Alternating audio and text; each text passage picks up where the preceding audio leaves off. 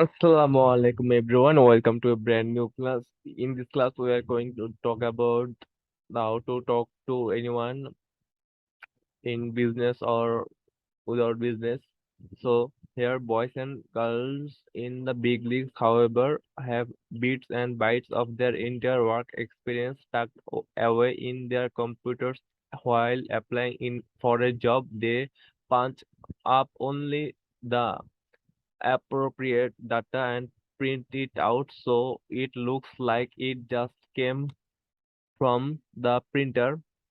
My friend Roberto was out of work last year. He applied for two positions, a sales manager of an ice cream company and head of strategic planning for a fast food chain. He did extensive research and found the ice cream company had deep sales difficulties and the food chain had long range international aspirations. So, how to say when they ask, what do you do? Did he send the same sum to each? Absolutely not. Some never deviated one iota from the truth of his background. However, for the ice cream company, he highlighted his experience turning a small company around by doubling its sales in 3 years. For the food chain, he underscored his experience working in Europe, his knowledge for foreign markets. Both firms offered Roberto the job. Now he could play them off against each other. He went to each explaining he would like to work for them, but another firm was offering a higher salary for more perks. The two firms started bidding against each other for Roberto.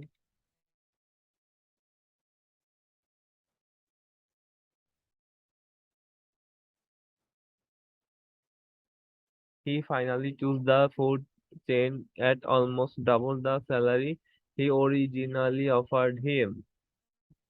To make the most of every encounter, personalize your verbal sum with just as much care as you would your written curriculum vitae.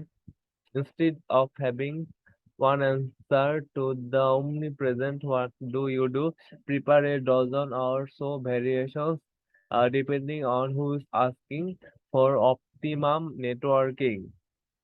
Every time someone asks for your job, give a calculated oral sum in a nutshell. Before you submit your answer, consider what possible interest in asker could have in you and your work.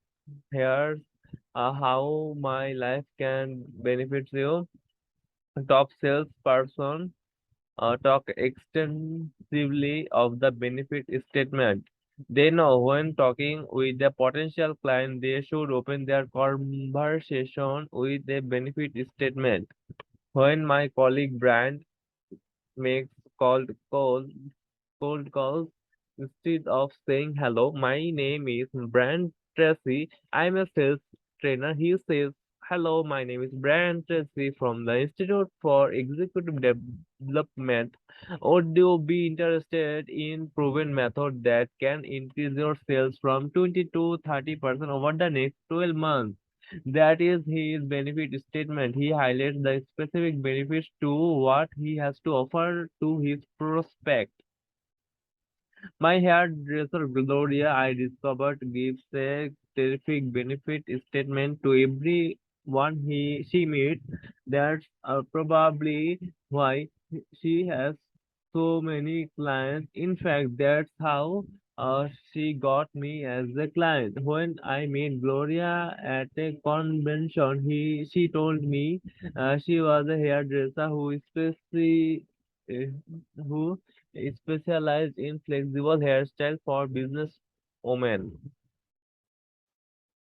She casually mentioned she has many clients who choose a conservative hairstyle for work that they can instantly convert to a feminine style for social situations.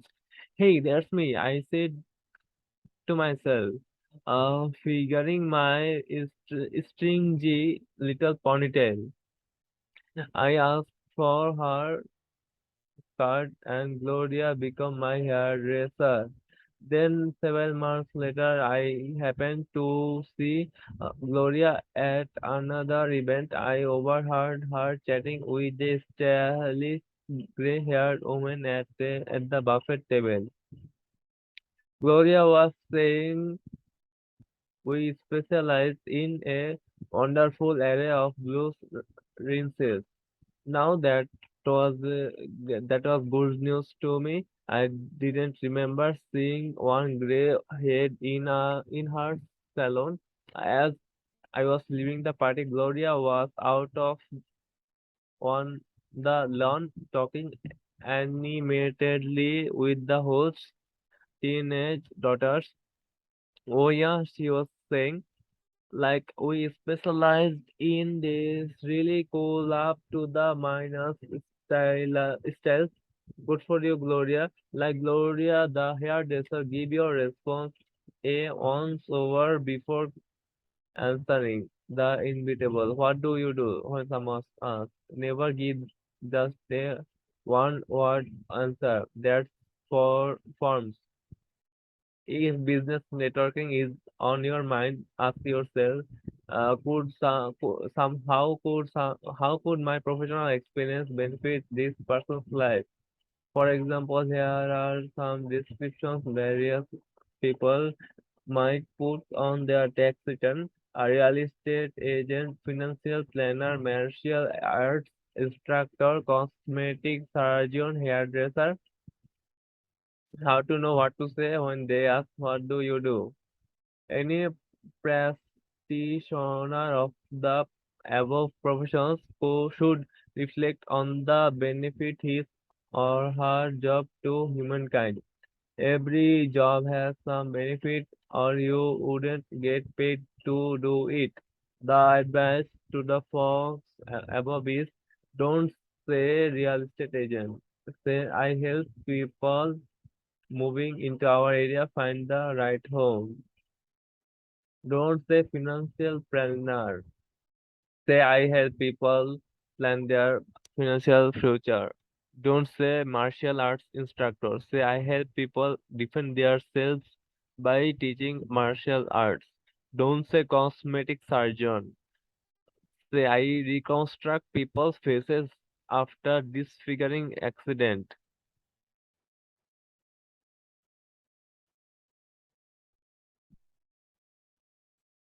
Or if you are talking with a woman of certain age, as the French so gracefully say, tell her I help people to look as young as they feel, though cosmetic surgery. Don't say hairdresser, say I help a woman find the right hairstyle for her particular face. Go Gloria. Putting the benefit statement in your verbal nutshell some brings your job to life and makes it memorable.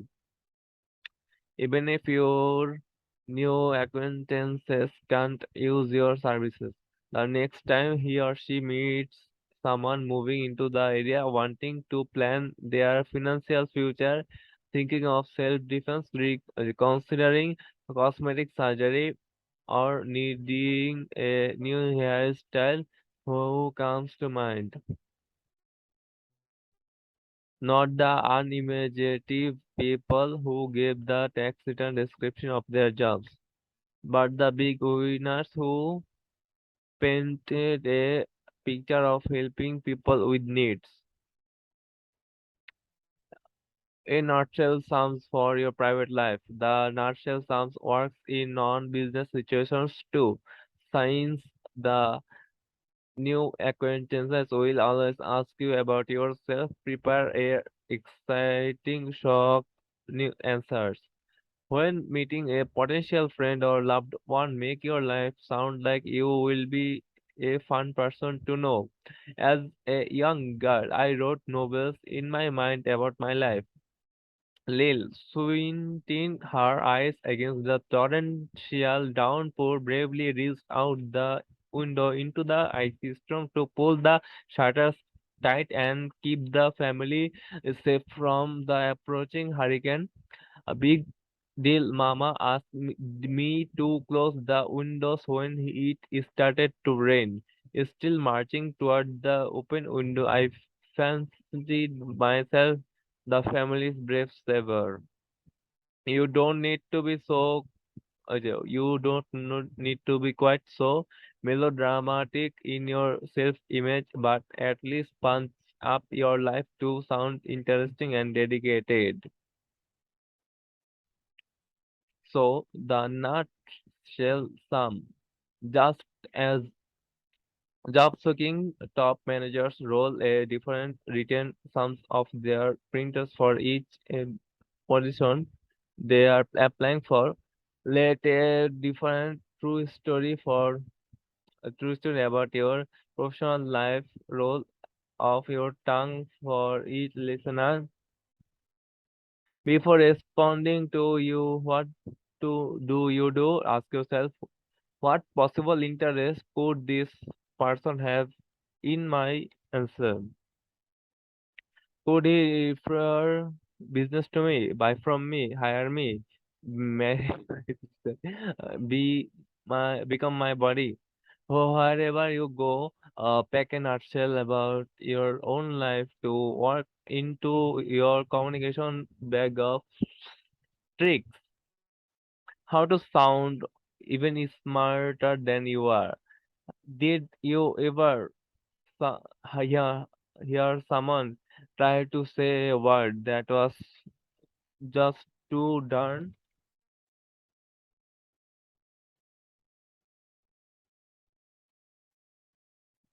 big for his tongue?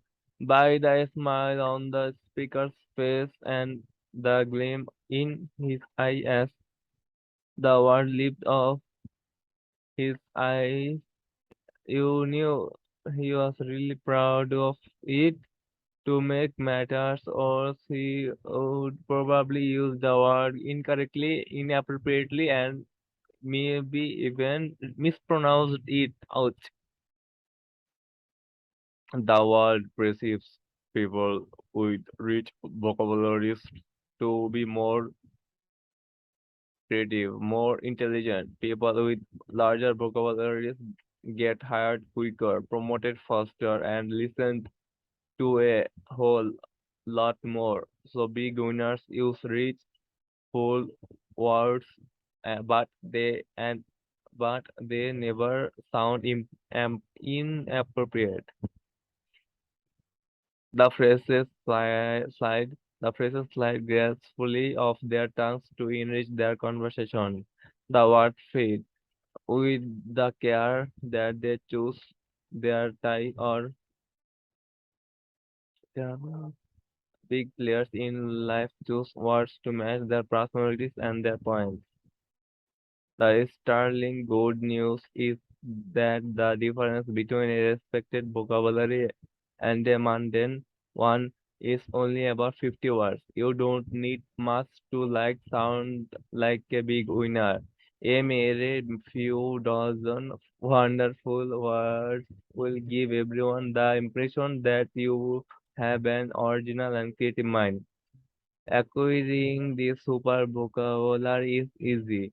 You needn't pore over vocabulary books or listen to the tapes of pompous pontificators with impossible British accent. You don't need to learn $2 words that your grandmother, if he heard, would wash out of your mouth with soap.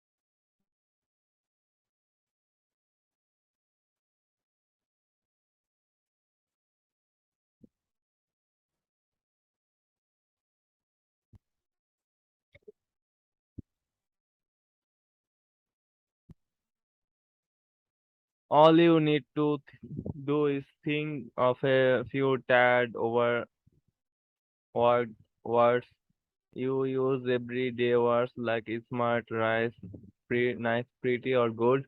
Then grab a thesaurus or book of synonyms of the shelf. Look up that common word. Even you are bored hearing yourself utter every day, examine your long list of alternatives. Okay, so we are going to check out this website.